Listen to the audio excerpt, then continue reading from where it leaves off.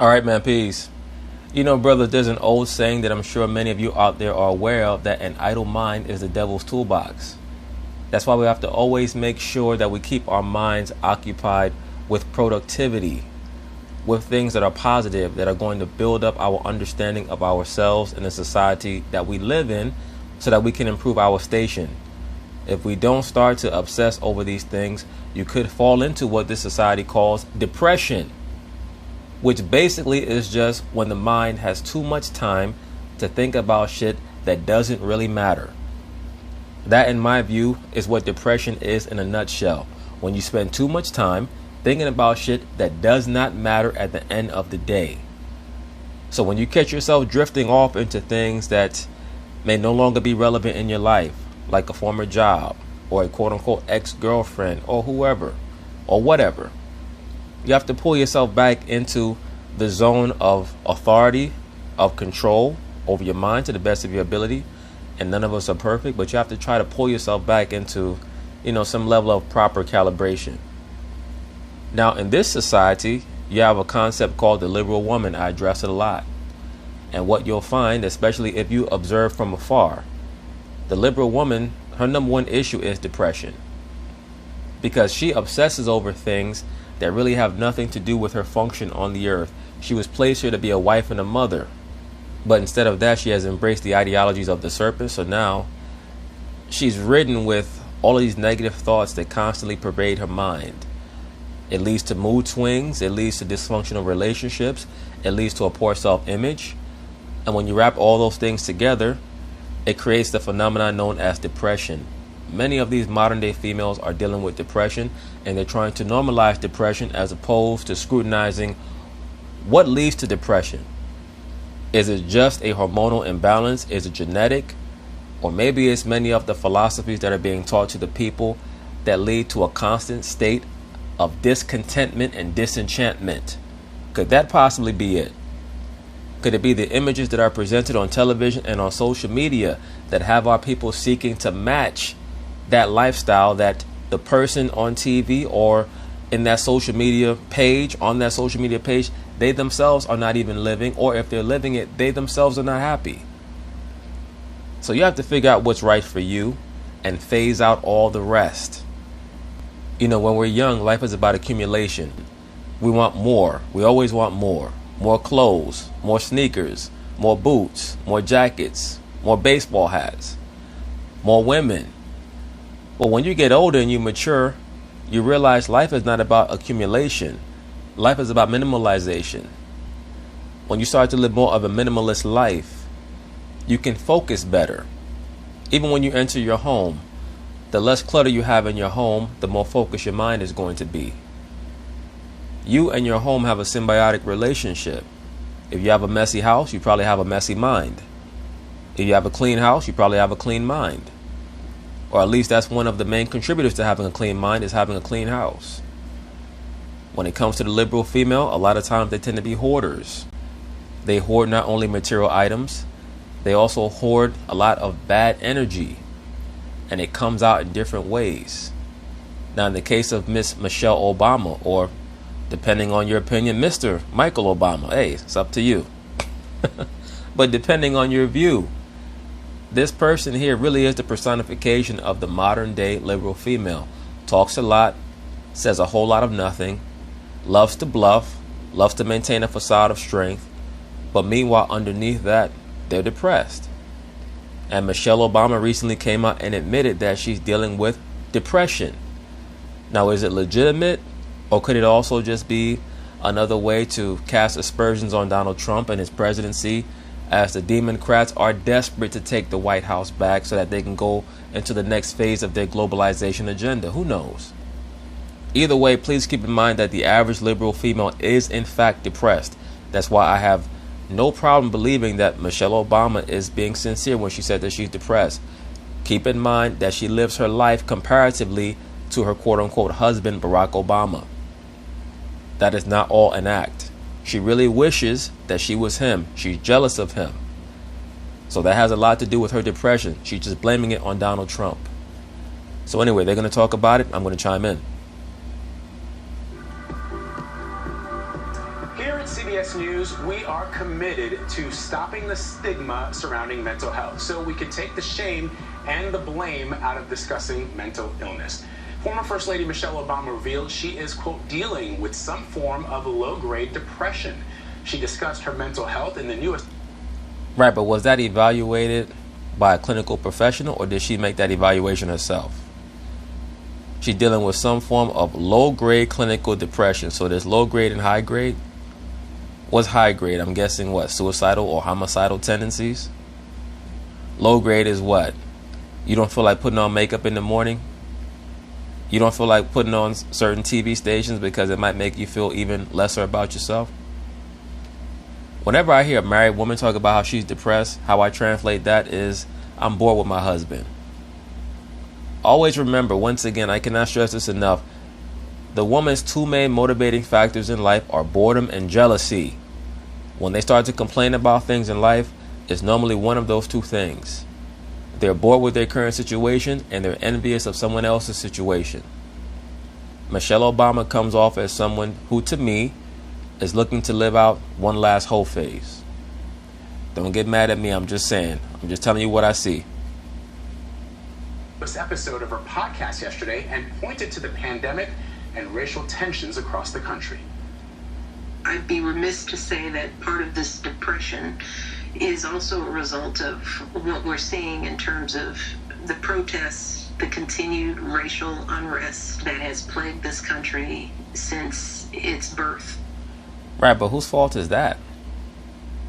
What we're seeing in terms of the protests, the continued racial unrest, the protests for the most part are 80 to 85% Marxist Caucasian with dim-witted niggas following behind them. So we can't say that it's necessarily about race. It's really more about an attempt to create an upheaval in America because people are annoyed with the basic tenets of America. It has not worked out for them. And, you can never underestimate the power of white trash. Like, they are truly upset with America as well. They feel like they've been written out of the deal of America. And they're upset at the fact that many of them are starting to live in even lower standards than people of color. So what they're trying to do is they're trying to team up with people of color and convince them that they actually care about their plight so that in unison they can overthrow this society, and then what the next step is going to be, they don't even know.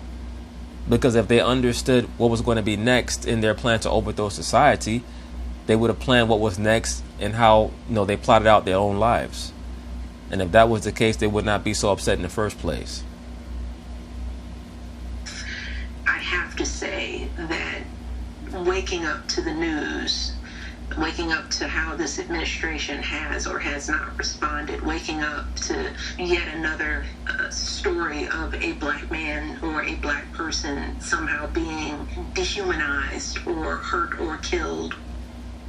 Yeah, similar to how Alton Sterling and Philando Castile were killed in the last year of your husband's presidency, Michelle Obama. Remember that? Remember that? Were you having an issue with low-grade depression at that time, or did you not care? There were so-called black men and black boys being killed all throughout Obama's presidency. Trayvon Martin was killed during Obama's presidency. Did that occur because racists felt emboldened by Obama's presidency, like they tried to blame Donald Trump for? What annoys me about the whole Donald Trump versus black people narrative is that low-level so-called blacks are trying to use him as an excuse to take advanced positions as leaders in a time period where we truly need people who are intelligent and have something potent and cogent to say.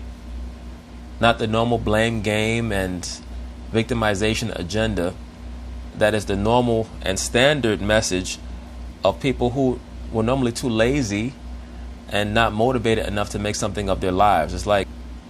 It's almost like this entire movement is being led by the idiots who sit in the back of the class in high school, didn't pay much attention, didn't take the teachers seriously when they were told that life comes at you fast, and now all of a sudden life came at them fast. They don't have shit other than court costs and and bail and arrogant and obnoxious baby mamas harassing them. So they say, let me protest something. I just get the feeling that a lot of the people who comprise these protesters are people who did not handle their lives properly. Don't get it twisted. There's a time to protest and make yourself heard. There's a time to plan and strategize and make sure that we can always move on to phase 2 and phase 3. But the people that I see here, they're opportunists. And brothers have to be very careful of what they allow themselves to align with.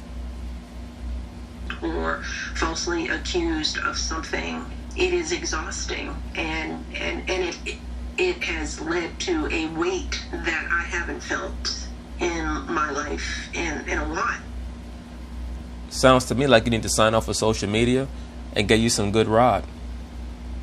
That's what it sounds like to me. Because we know Barack ain't messing with that. Barack at the bathhouse in Chicago looking for somebody to look like Brad Pitt. He's not thinking about Michelle. To help manage her depression, Michelle Obama says she's been keeping a regular routine, reaching out to friends and family, and exercising. Guys, leave it to the former First Lady to encapsulate how so many of us are feeling. And she says that even when she experiences these emotional highs and lows, she tries not to be so hard. Here they go. They got the sissified, light-skinned, so-called black dude in the middle. The quote-unquote, I have the solution for everybody's problems, white dude on the left-hand side. And then on the right-hand side, we have none other than Peter Pan. So I guess all we missing is Tinkerbell. We could solve her depression problems. Hard on herself. If she's not feeling the treadmill on that one particular day, she's going to give herself a break, spend more time with her family. They play games, they play puzzles. I think it's a good way. What family? Ain't her daughters in college? She lying. This whole thing is a damn lie. Let's keep it real. She wants to go to the club, meet some 30-year-old dude that'll knock the dust off that coochie of hers, assuming she has a coochie. Or go to some NBA game and get taken into the back lockers by LeBron James or somebody like that, and she can live out some fantasy. All this is she's getting depressed because she's getting older. When these women get around 48, 49 years old, they've been married to the same dude for 20 plus years. It's like, is this what life is? Brothers, once again, everything with the woman is about boredom. The number big kids. She trying to blame Donald Trump for why she wants a divorce from Barack. That's what the real issue is. Way to think about it. Yeah, I think just talking about it is what it comes down to, and breaking the stigma, letting people know we all sort of struggle at some point or another, and sometimes more than others. Because it's not easy to talk about for anyone. If you or someone you know is seeking mental health resources, you can call the National Alliance on Mental Illness, the helpline at 1-800-950-6264, or on a crisis text 741-741. Or what you can also do is keep yourself busy by reading a good book, making sure that the music that you listen to and the TV shows that you watch are positive and uplifting. Stay off of social media. For the most part, social media is a cesspool of idiocy and negativity. It's also a great place to go to get information and entertainment, but there should be a barrier for everything that we subject ourselves to. There should be a cutoff point or a lid that we place on things. A lot of us are spending too many minutes and too much time listening to what dimwits think about subjects that they know nothing about. And it's always going to devolve into negativity when we're listening to people who don't know what they're talking about, and then that's going to reflect on your image of yourself. You're going to start worrying about shit that does not really matter, and that's going to lead to depression. And of course, I'm leaning my message towards many of you brothers out there. The woman, for the most part, going to do whatever the hell she wants to do. As I've already stated, Michelle Obama, to me, it's obvious what the problem is with her. She wants some young dude to knock her down. She's tired of Barack. That's what the real problem is. Talking about Donald Trump and the people getting shot down. Bullshit. You looking for some rod. But anyway, peace.